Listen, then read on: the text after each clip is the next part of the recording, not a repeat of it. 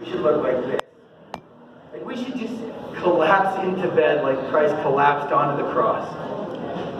We should just allow ourselves to be given fully and pour ourselves out as gift, because that's what we were made for. Again, this is not him upstairs being like, oh, I wish you'd do better. I had more in mind for you. I just wish you'd do better. It's not at all. He's like, just come alive. Let go. Just give it away. Because the only thing you end up needing in your life is him. There was a couple in our denomination. They were missionaries. They were called to be missionaries in the Middle East. And they sold their house and they sold their cars and they left their family and they left safety to be missionaries in a country that they would be persecuted if they were discovered. And they raised money to be missionaries and they went there. And they're there for a while and the mission's going fine, and then they run out of money. And then their financial support from home dwindles. And they're in their apartment arguing about money. This is what we do. And the guy says, I gotta clear my head, I gotta go for a walk. I gotta go think about this. And he walked downstairs and he's out in front of their apartment building. And he's there at the crossroads praying, God, I don't know what to do, left, right, straight. I don't know. You brought us here. We need you now. And that's him just saying, I'll pick up my feet. And no lie, a limo pulls up, the window rolls down, a guy leans out and says, I don't know you, but God wanted me to give you this. And he hands him $5,000 and then he drives away. The guy goes upstairs and his wife's like, what did you do? Like, where's the body? What did you do? How do we, just tell me now, it'll be okay. He's like, no, I was just praying about it and God provided. 10 seconds prior, empty-handed. Eyes up, hands open, full hand. And every one of us is called to that. You're called to do that with your life. We're called to deeper and deeper levels of that. And I'll just close with this.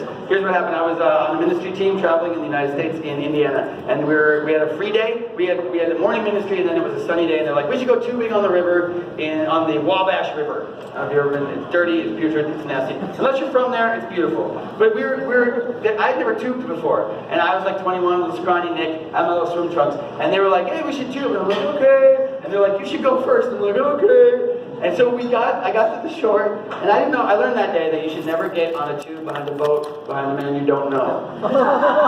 So I stepped on, and I sat down in the tube, and I grabbed onto the little thing, and the guy's like, you're a dead man! And then he just took off. Like 60 miles an hour down the river. And I remember going like, this is how I died! Because it was terrifying. And then the guy decided like it was time, so he cut the boat. And then you know, when you're tubing and you cut the boat, that the tube just breaks the sound barrier. Just no! Out on the end.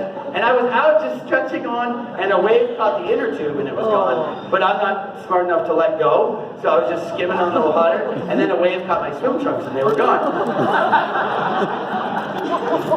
Just pasty white Minnesota Nick just slapping on the water.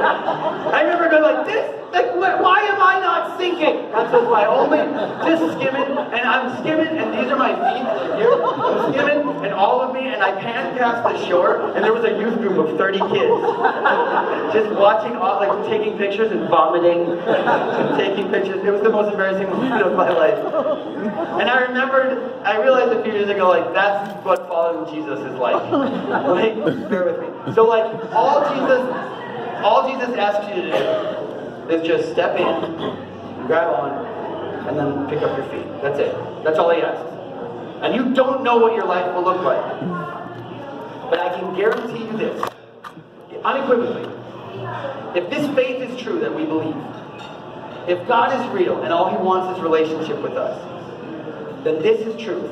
If you decide now to pick up your feet, to let go of all of this, to offer it back up and say, I'm yours, whatever you want to do, I'll go there. If you do that, here's what will happen. You will have valleys. God will take you through valleys. There will be rapids and waterfalls. Those all happen. They come. But he'll take you through bliss and miracle along with that. And he will take you through the moment of your death right into eternity. And you'll arrive on those shores. And you'll step off. And you'll turn around and you'll see a multitude of people behind you. Because they were standing